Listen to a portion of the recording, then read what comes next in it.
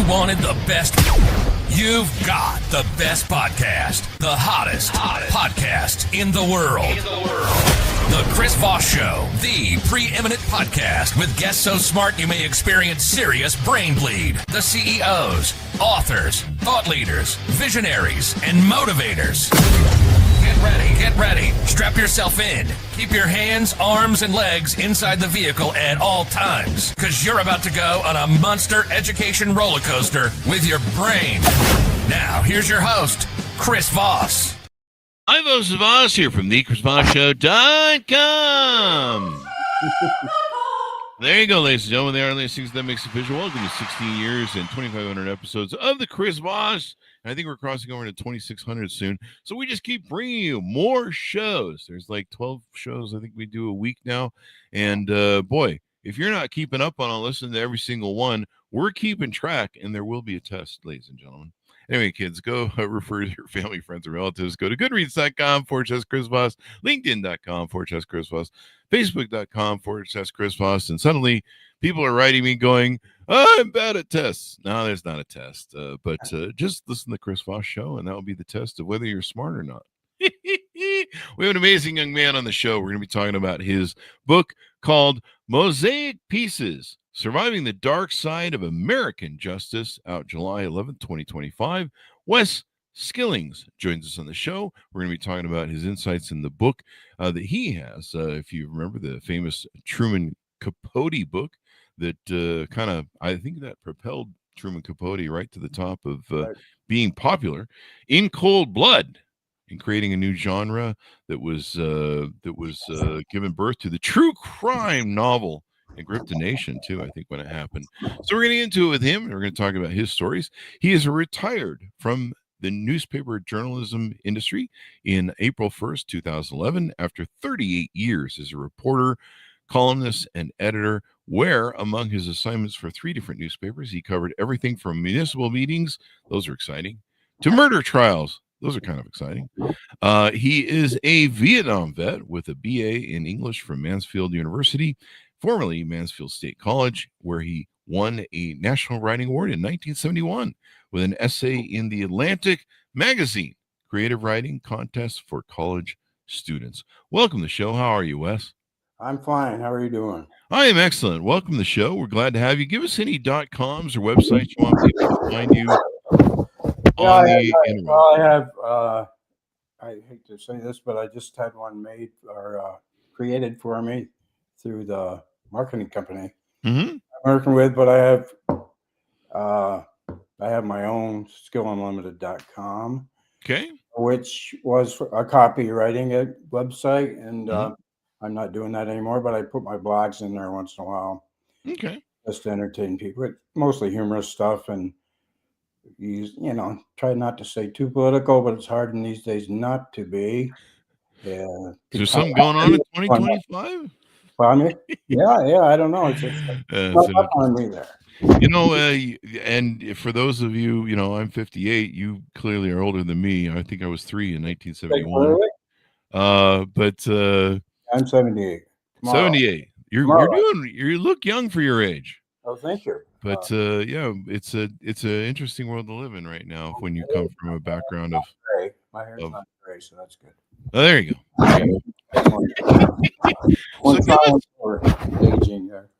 And when you get your .com from the marketing company, let us know. We'll add that to the post on the Chris Voss Show so they can have that reference. I'm not a very good business guy. I should have all that stuff here. You're working on it. Sounds they'll like find me. They'll find me, right? Yeah, they'll find you. Yeah.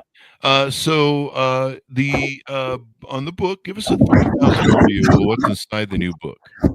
Okay, what I'm going to do here is, a synopsis when you're trying to find a literary agent, and you got to give them a compact description of what the book's about, and hope you can get them to represent you.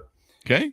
That's what I'm sort of doing here. I'm going to read this, but it's only 3-4 minutes. And then we're getting a lot of hits on the mic. If you could avoid any noise on the mic, that'd be great. Okay. Rustling paper, maybe, or yeah, it's banging and rustling. Feels like it's being moved or something. I don't know what's going on. Sometimes the desk, if you have a desk mic, if you do anything on the desk, it will pick it up. Okay. You got it. Okay, buddy.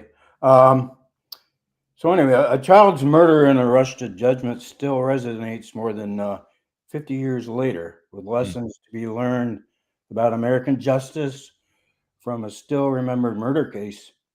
The convicted murderer did his time, returned to his hometown of South Williamsport, Pennsylvania, where the crime occurred, and yet the case against him refuses to retreat quietly into the fading memories and growing list of obituaries of those who played many of the prominent roles in this, I guess I'd call it a morality play.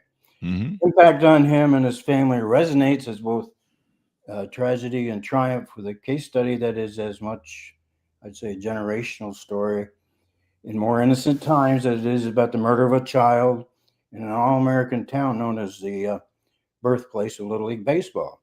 Its story centers on an implausible murderer and his family, not that of the 12-year-old victim and her family. That's a true crime reversal in itself. Other than one tragic realization, that is, somebody got away with murder, and despite an impressive accumulation of exculpatory evidence, widening cracks into chasms in the Commonwealth's case presented, it would have been in February 1974. Exoneration has eluded a family seemingly sacrificed for political gain and career expediency by certain people. Mosaic Pieces might at its heart be a true crime story, but it encompasses so much more than a murder case. Make that several decades more, 3 generations of one family, with the evolving story of the crime serving as the keystone of this chronicle of guilt versus innocence. It's subtitled Surviving the Dark Side of American Justice. This book reads like a novel, I hope, supported by a detailed journalistic approach from an author who retired after almost 4 decades as a newspaper editor, reporter, and columnist. The arrest, trial, and the jury's verdict required only 4.5 months from the day the child's remarkably preserved body was found in a cornfield a few hundred yards from her home on October 28, 1973. She had been dead in that field, according to evidence proffered by the Commonwealth, for 216 to 220 hours, which is a little more than 9 days, in unseasonably warm and dry October weather for Pennsylvania. And yet the body on the autopsy table the evening of October 29th, next day, 1973, was, quote, as fresh as if she had died just the day before, according to the man who picked up the body and later embalmed it. Acclaimed forensics experts on body decomposition and time of death stated without reservations, and this is a few years later after he was already in prison, that the body must have been refrigerated for all but 24 to 48 hours of those 9 days.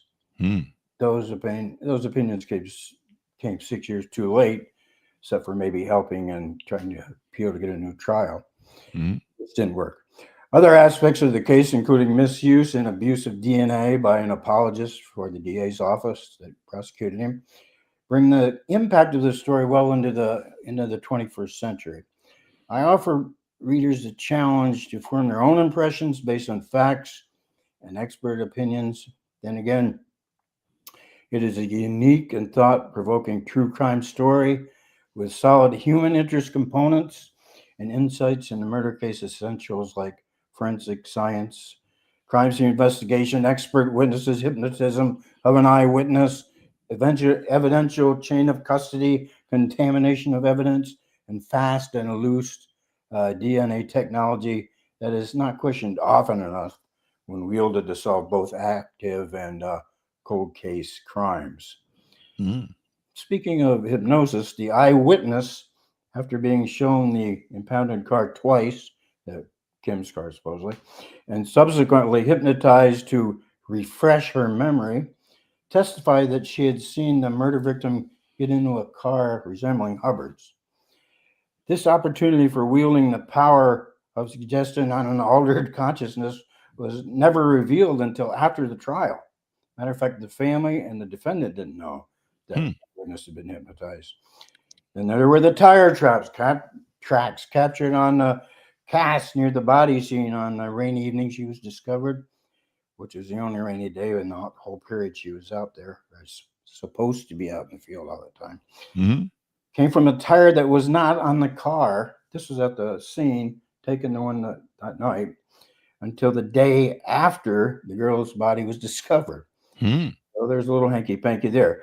Now, mosaic pieces requires a lot of research and access to evidentiary photos, trial transcripts, and key figures in this case, many of whom are dead, including Joe and Doris Ann Hubbard, who never gave up seeking a new trial and the subsequent exoneration for their son. This is as much about them as it is about Kim or his sister Ruth, who survived an arduous childhood. As of the adolescence, she pretty much lost her adolescence because her brother was the convicted murderer of her best friend. She was 12 years old too. Then, lastly, and this is almost the end of my little spiel, the 1973-74 murder case itself is alternately fascinating and disturbing, if only because what has been learned in the months, years, and even decades since the trial, at the end of which Ken Lee Hubbard, 20, was proclaimed guilty of the murder of 12-year-old Jennifer May Hill. He is a free man and has been for the past 4 decades and counting, while after paying his proverbial debt to society. Yet a debt is something you owe, right? It's not, and this convicted murder, despite leading a productive and fulfilling life in the very community where the crime for which he was tried and convicted occurred, he has his own debt to collect. That is exoneration for a crime he swears he didn't commit. And as I show, one that relied on evidence that had been manipulated and manufactured. The wheels, this is my last sentence here, so hold on. The wheels of justice have been said to, quote, turn slowly, but grind exceedingly fine. But a quickly turning wheel directed toward a hastily contrived conclusion is more likely to result, as it did in this case, in injustice. There you go. So let's delve into this. So you say that mosaic pieces. Do you regard it as an example of the genre, like Truman Capote's book In Cold Blood? Then, well, there's familiar. Of course, Truman Capote got into the heads of the 2 murderers, and we're talking about trying to get in the heads of people that maybe tried to put an innocent man in jail. But in some ways, it is. I think Truman Capote created scenes that he probably had to be like a novelist a little bit, Yeah.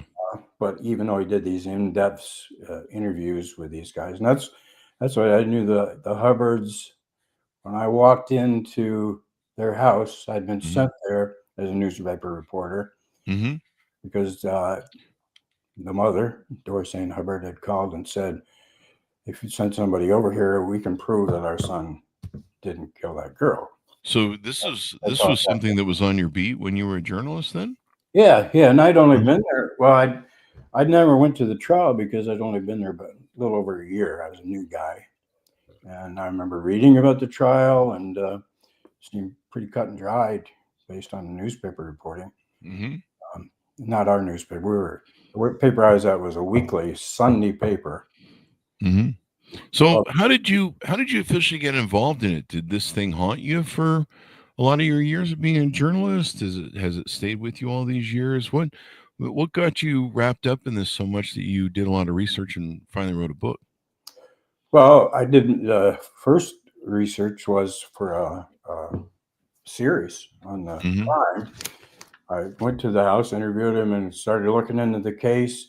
And we did a series about all the discrepancies in the evidence of the case, and went on for a number of weeks.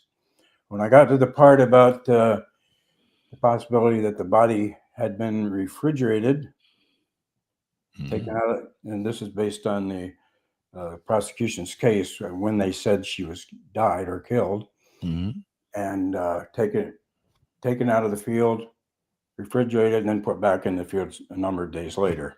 Wow. But that has to do with body condition, which is also a big part of Mhm. the case, you know. Yeah. Yeah. Big deal. So, and when did you, has this always haunted you? Has this always been something that you're like, Yeah, I followed it very closely. I moved, I think it was 1979. Came to my hometown as the editor of the hometown daily newspaper, mhm, Towanda, Pennsylvania. And but I kept in touch with these people. And a matter of fact, the Philadelphia Inquirer sent a reporter to look into it a bit. mhm, I went and helped him, introduced him to people he had to talk to, and that never developed into anything. That story. mhm, There was another publication 3 years after I did my series that did a huge coverage of it. Uh, and that was the only reason they actually went into existence. It's called The Weekender to do this case, publish this case, and then they were gone in a couple weeks after they got done. mm, So that wow, people in Williamsport knew that all these discrepancies in this evidence based on those reporting and that type of thing. mhm, And when Kim got out of prison, I think it was in 1984, he was only 10 years. He came back to his hometown and he was pretty much accepted. I mean, how huh. many people who are convicted of killing a 12-year-old girl, uh, what people had seen in a lot of this. Why do you think that is? That they were kind of accepting of him? Is it I think, because they knew there was discrepancies in the case, or? well, the family, the Joe and Dorsey and Hubbard were well-known people. He was uh, featured as a chimney sweep on around Christmas. He was a roofer, so Mm, but he also did chimneys and so around Christmas he did, you know. And she was a sweet woman, his mom. And Kim had no record. Um, some people, not everybody believed he was innocent, but considerable numbers. Well, there's a question mark there, you know.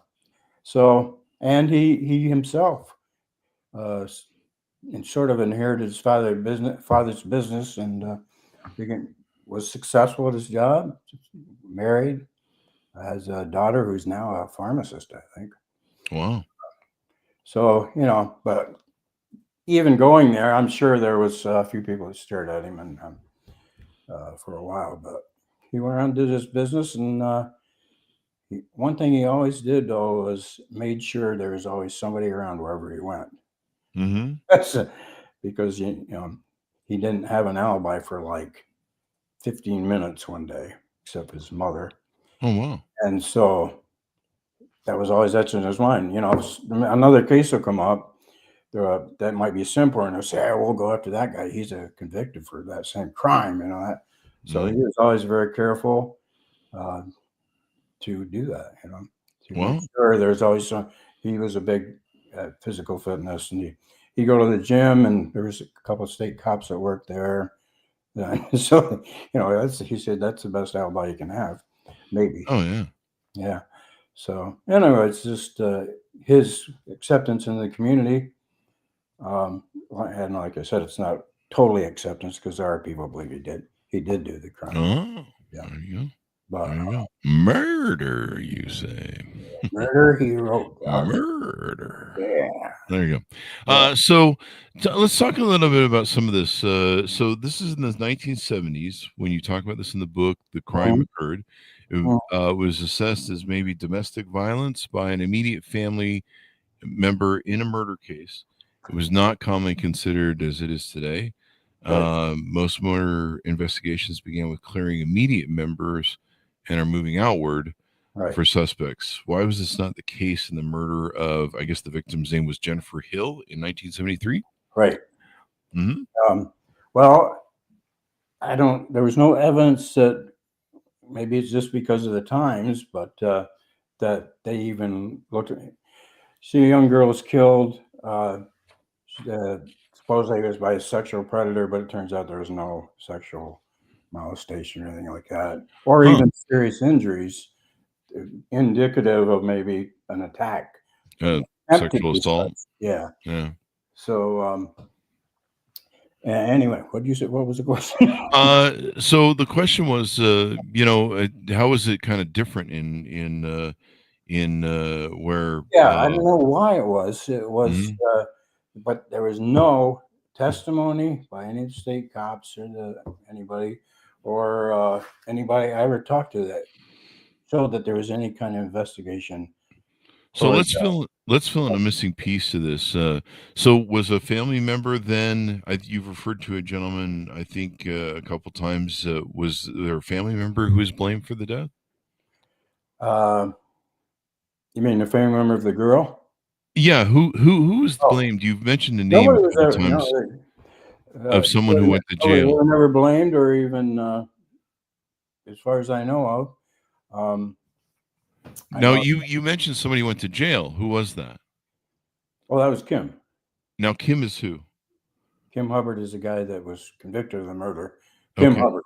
Kim Now did he have relations to the Joe, girl? yeah, he was their son. Okay, he was their son. Okay, yeah, I guess I forgot to say that part. Yeah, Yeah. I'm he just was trying to fill in the foundation going so to we he was understand. a son of theirs. His sister was Ruthie. She was Okay. the one that was, the sister of a convicted murder, and she had a horrible childhood because parents wouldn't let their kids play with her and that kind of thing. Because Now, are you referring when you say there was the convicted murderer, you're talking about that Kim, son? Yeah. yeah, Okay, Kim. yeah. Okay, so we have Jennifer Hill was the one who was murdered. We have Kim, who was Jennifer Hill's son. No, Kim was Joe and Dorsey and Hubbard's son. Okay. Hubbard, Okay. she's Kim Hubbard. Now, how did these two, Jennifer Hill and the Hubbards, get in proximity of each other? Well, the Ruth Hubbard, Kim's sister, and Jennifer Hill were both 12 years old, best friends. The one thing that may have drawn them to the Hubbards was on a Friday. She stayed overnight. It was a Thursday. She stayed Mm-hmm. overnight Thursday. Now on Friday, of course, they played all day together. Mm-hmm. And at the end of the day, her mother called and wanted her to come home. They had a little bit of argument, but she finally left. She Mm-hmm. headed for home, Mm-hmm. like 3:45, I believe it was, in the afternoon, Mm-hmm. and never made it. Oh wow. And Wow. she became a missing person. A number of people saw her on her walk home up West Central Avenue, it was called, Mm-hmm. and including one witness who put her very close to her home, Hmm. within sight of her home. So it was like she almost made it there, but then she disappeared for, well, this is 4 o'clock when she's seen at that corner. 4:30, she's seen in front of a house getting into a car that resembled Kim Hubbard's car. Hmm. And that was their prime witness. But everything sort of fell apart because nobody, I mean, there was a half hour nobody saw her. Mm-hmm. Just the witness, she's the one that was hypnotized, as I mentioned. Mm-hmm. So she could remember, they took her Oh. into the car. Kim's car was impounded after they took his car in, and was at least there twice, and she was hypnotized.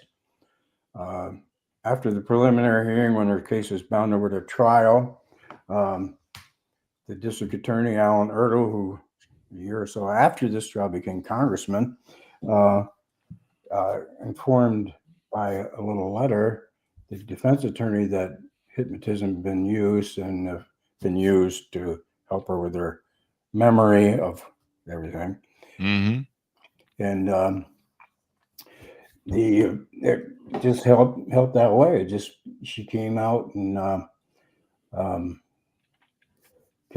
testified. She was not a very good witness, but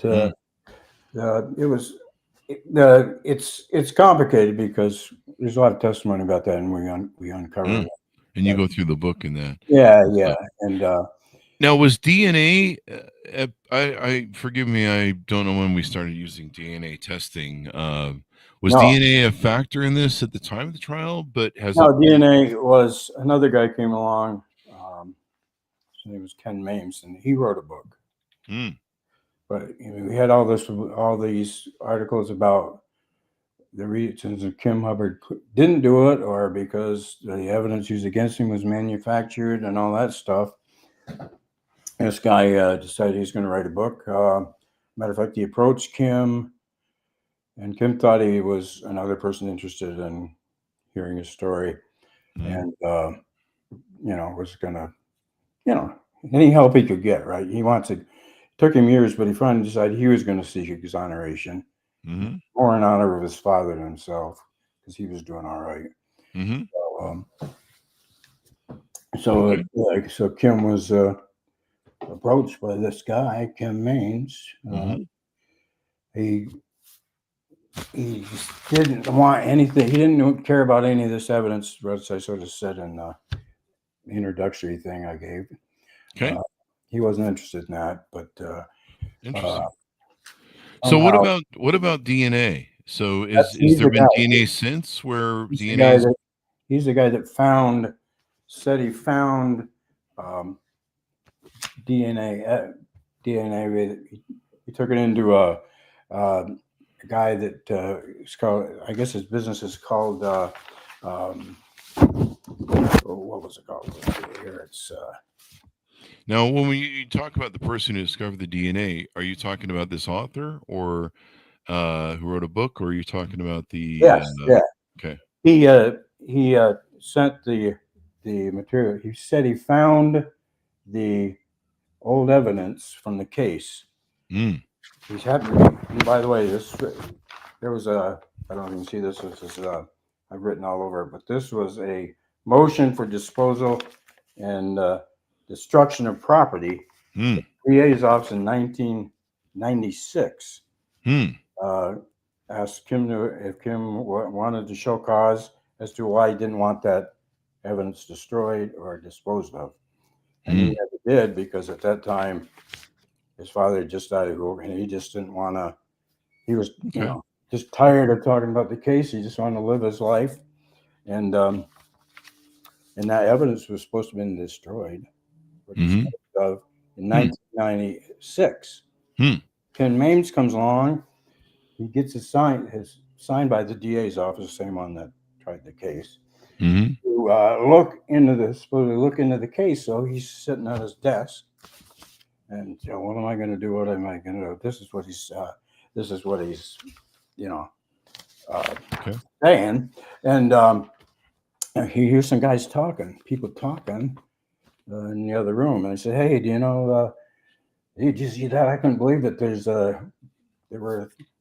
saw the box of evidence down there, blah blah blah, in this other county building in the basement." And one of them said it was a Hubbard box. It was a Hubbard box. And so, lucky break there. So it was actually sort of comical, because I used one chapter to sort of turn it apart. But in his book, he said, he hears there's this evidence that was supposedly destroyed in 1996, and this was 2015 or whatever it was. He says, not only was this a miraculous break, but there was apparently ghost-like figures, perhaps guiding angels, pointing toward him, finding truth. He's talking about he was maybe God that directed him. Hey, the evidence was supposed to have been destroyed, but here it was, fate, he says.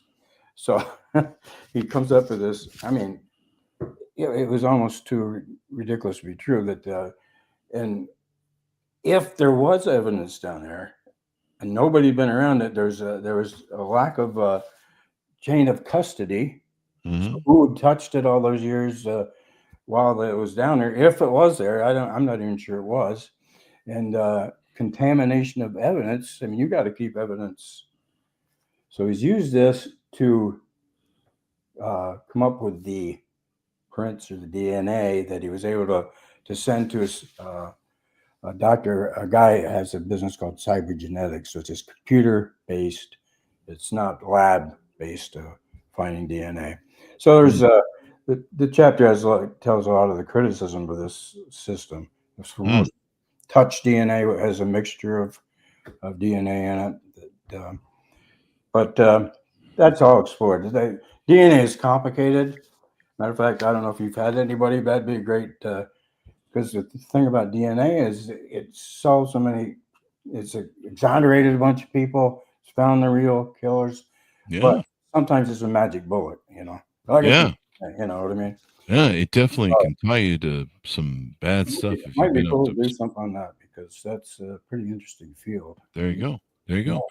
So, more on the book. Now you talk. I believe you talk in the book about it's likely that the body of the 12-year-old murder victim was missing for 9 days, but was actually found within 48 hours in a cornfield and preserved. Right. And maybe this had to do with her stomach, or maybe she was put into a refrigerator system.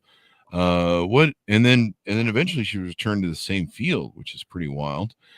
Tell us about what was up with that, I guess. Well, yeah.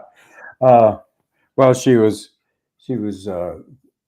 when at the trial, the forensic pathologist who did the autopsy testified, Mm-hmm.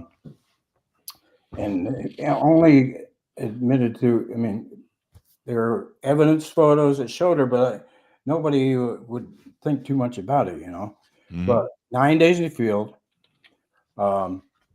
It was warm weather, unseasonably warm weather. Mm-hmm. You got insects crawling all over you. You got the bottle flies hatching eggs and maggots form and all that bad stuff, which is Yeah. the whole chapter on decomposition. If you really want to have Yeah. that, That's Fridays for me around yeah, here. there you go. There you But go. plus, there's animals roaming around. Plus, Yeah. Plus the weather, the decomposition there.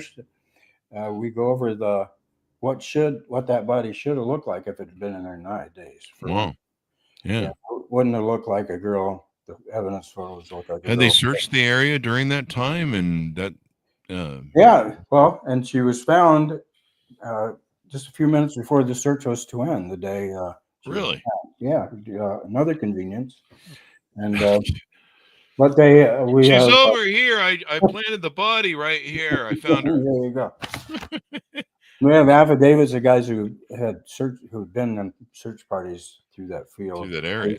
days Yeah. before. So clearly somebody. There's just so much, Chris, that as you can see, I don't know which way to go on some of this stuff. Yeah, it should be. It sounds like this would make a great Amazon or a Netflix series. Yeah. They do a lot of these Netflix series. That's why I gave the thing at the beginning because we said a little composite type thing. But as we round out the show, what do you think readers will take away from Mosaic Pieces that will make them either more compassionate or cynical, or make them, I don't know, demand more answers from the? I think, and I think, and as you said, with the situation we're in now, with what's legal and what's not legal, and what the law and what is the law and all that stuff, that I think we've learned that you have to be careful.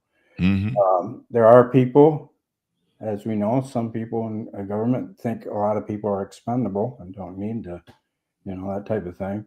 And that's sort of what that was. I think it was a case of quick solve here. Guys, DA Alan Erdl had political ambitions, and he became a congressman, U.S. congressman, and nearly lost the election to be the governor of Pennsylvania. Wow. He lost to Dick Thornburgh, who was the guy who was in there in power at the time. And so, have all this stuff going on. It's almost too. That's why you need a book to tell it, really. There you go. What I'm saying? And tell a big story. And it's just like I said when I did the intro there. If I had started on that, now I'd be going off here. Oh wait, did I tell you about the hypnotism? And I know that stuff. Yeah, there you go. Well, as we go out, tell people a final pitch out to pick up your book, where they can pick it up at, et cetera, et cetera. Well, obviously it's at Amazon.com and Barnes and Noble. Mosaic Pieces, Surviving the Dark Side of American Justice. We're getting pretty. All of a sudden, people are interested, and I've been the victim of a scam. I don't know how much time do you have, so maybe you don't have enough time to. We probably want to wrap the show. Yeah. Okay. So anyway, let's just say I've become very noticeable, and there was an actual fraud attempted against me from a fake publishing company. But Oh, wow. Okay. That's what you got to watch out for. Yeah, you got to watch out for it. There you go. Buddy.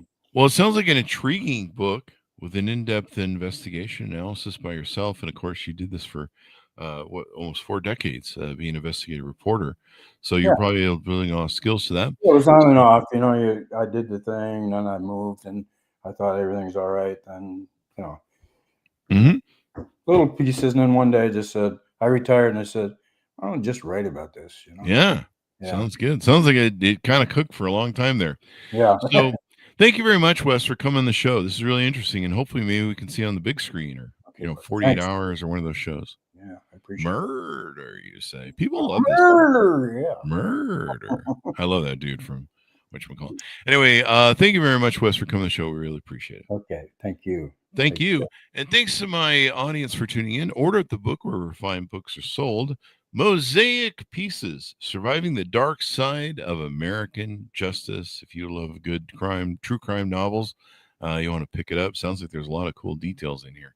There's people, they love this stuff. They have like crimes sent to them on a serial basis that they have to solve. They're like fake crimes, but people love these sort of things and digging into them.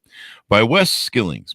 Anyway, thanks so much for tuning in. Go to goodreads.com/Chris Voss, linkedin.com/Chris Voss, Chris Voss 1 on the TikTokity, all those crazy places on the internet. Be good to each other. Stay safe. We'll see you guys